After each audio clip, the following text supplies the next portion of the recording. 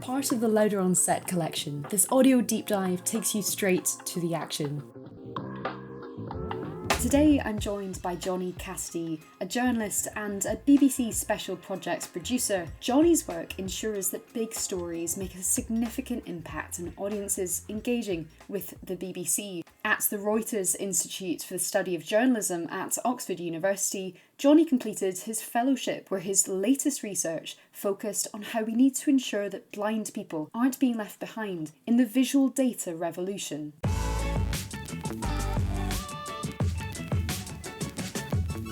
So Johny, the BBC, I noticed, has just launched a digital toolkit on how to write text descriptions, alt text, in the BBC News articles. I'm interested to know, why has this been launched now? Has the complexity around the way that people tell stories in the digital age prompted a further need to remind those on how to address wider audiences? I'm just wondering what the motivations behind this might be. Well, good. Well, I'm glad you've come across that guidance, because that guidance it's been a baby of mine for a while, and I was the lead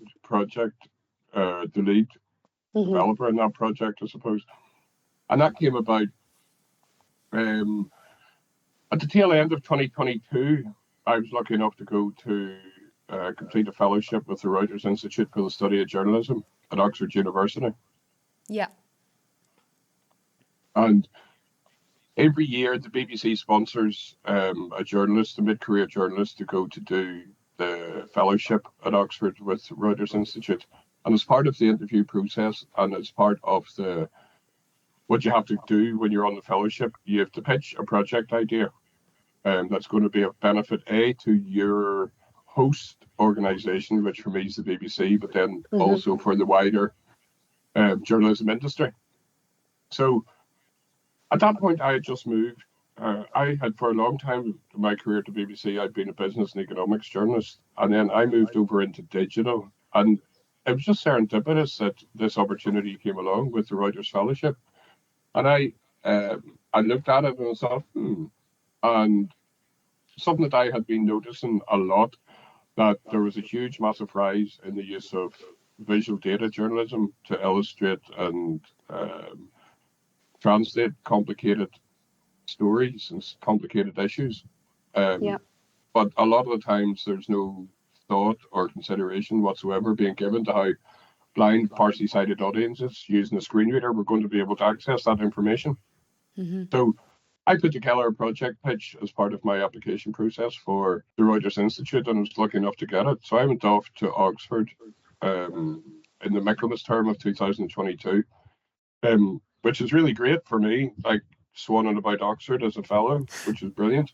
Nice. So, yeah, and it was really good interacting with lots of different fellows from across the world. I was the only one from the UK on that fellowship. And as part of that, I did a big research paper all about it, about how we need to be addressing this information gap and accessibility gap, as it were.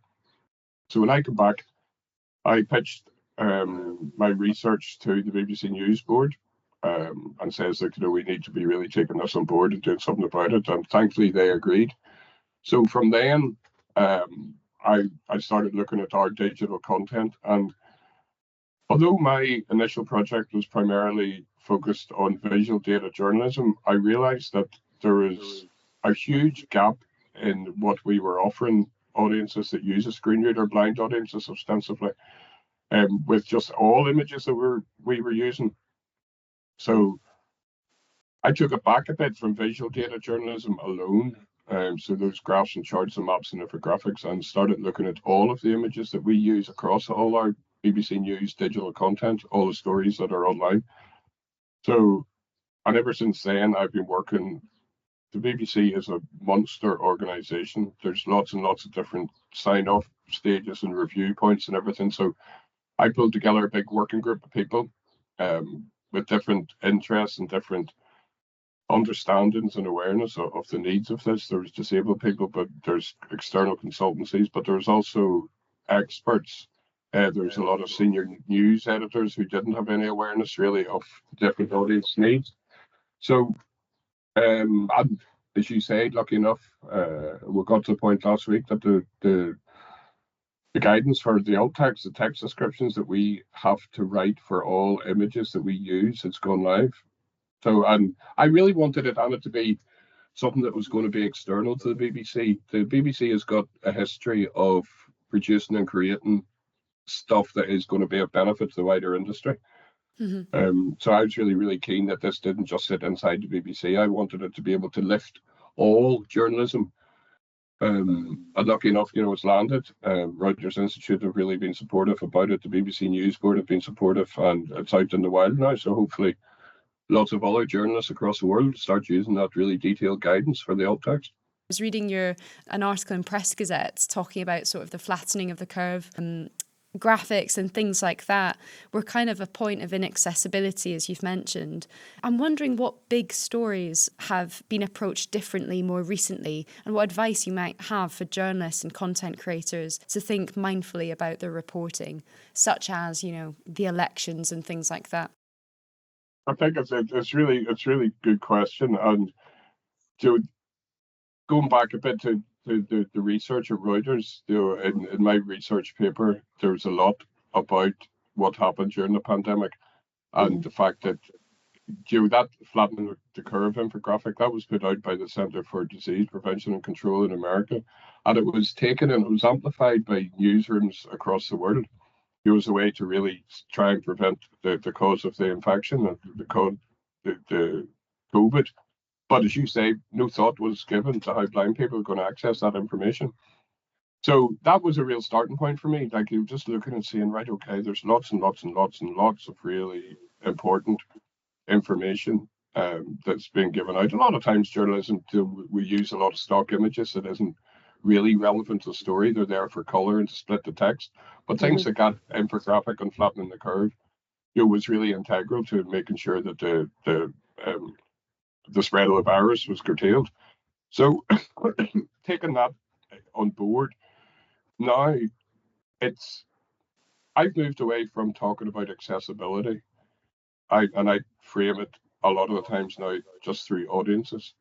Yes. So we want to be reaching all audiences. You will be well aware of the competition that's out there for audiences. There's lots and lots of different distractions. There's lots of different news orgs doing different things. We've got TikTok and we've got social media of all sorts of everything.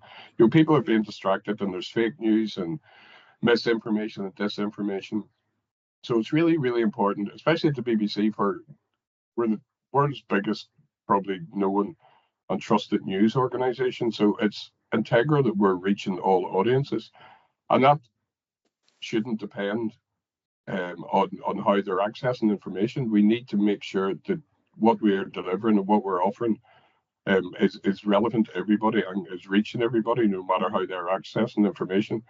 So a lot of the stuff that I'm working on at the moment is making sure that all this alt text guidance is being integrated into all of the images that we use. If there is any important information that's being conveyed in graphs or maps or charts or infographics, that either a detailed alt text description is alongside that image, or the information that image is conveying is available elsewhere in the piece. And that's really the bottom line for me, that you have to consider, especially in digital news, you have to consider everything as a whole in the round. I want us to get to a point where the alt text descriptions for images are being considered editorially relevant as the words, the copy that's been written, the image that's been chosen, or the SEO headline. So it's a shift in mindset for journalists that are putting stuff together to think, right, okay, we need to understand how audiences, a huge part of our audience, are going to be accessing or not accessing this information.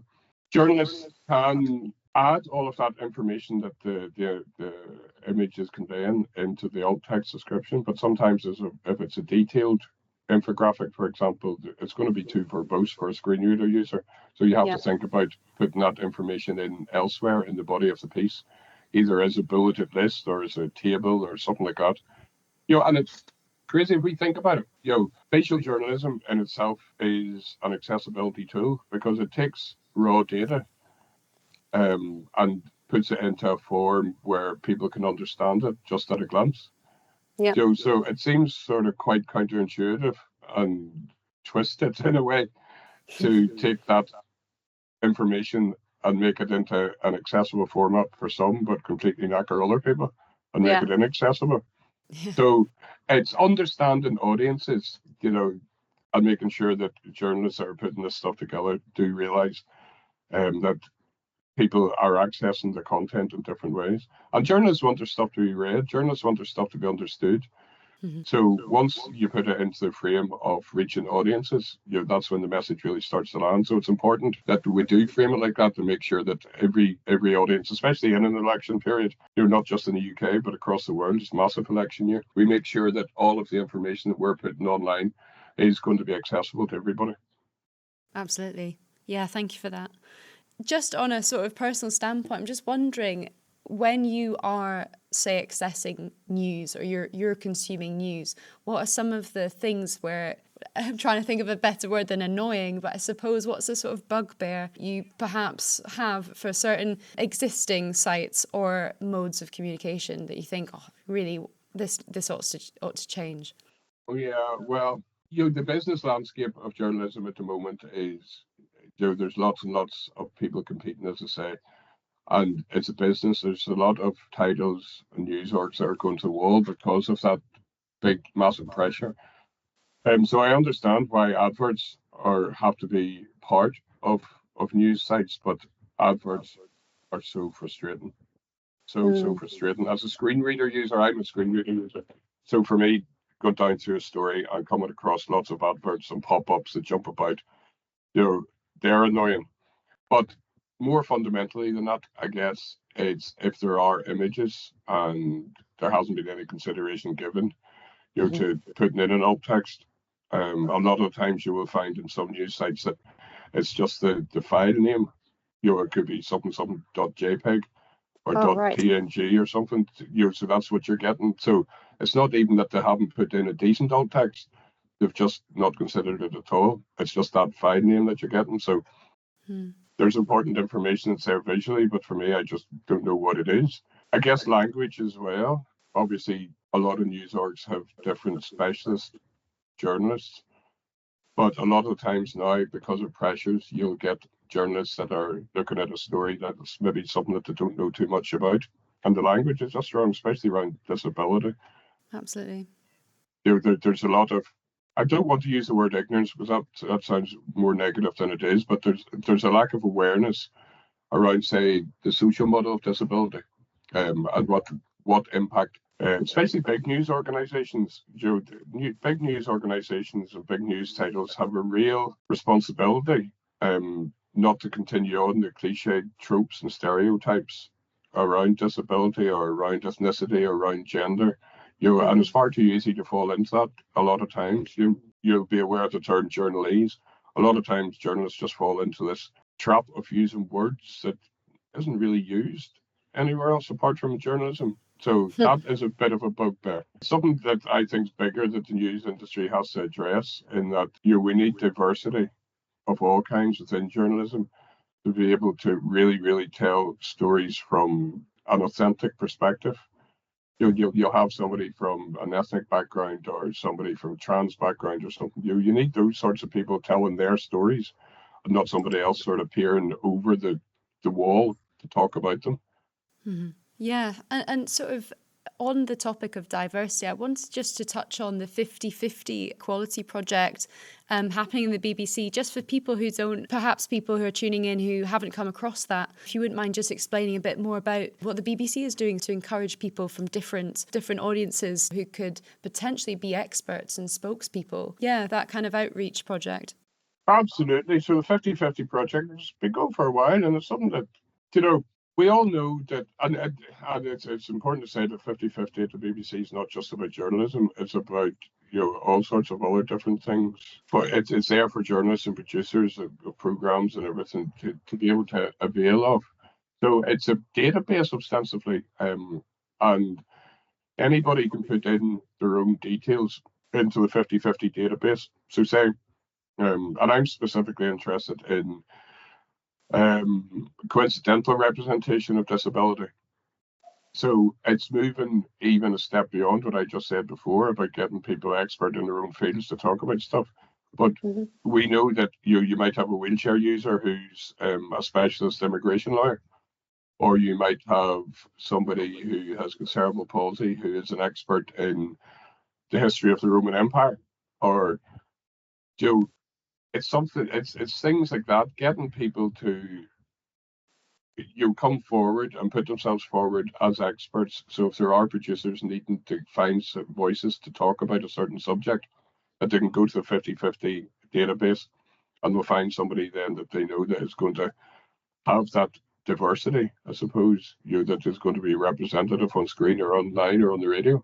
So it's really, we have realized that the BBC and other news orgs are doing something similar, that everybody's got slightly different perspectives, and we need to be fishing in a bigger gene pool rather than the minority that sometimes goes into journalism. Journalism historically has been something, well, maybe not even historically, it didn't used to be, I guess, but over the last couple of decades, it's certainly evolved into something that's becoming out of reach for many people.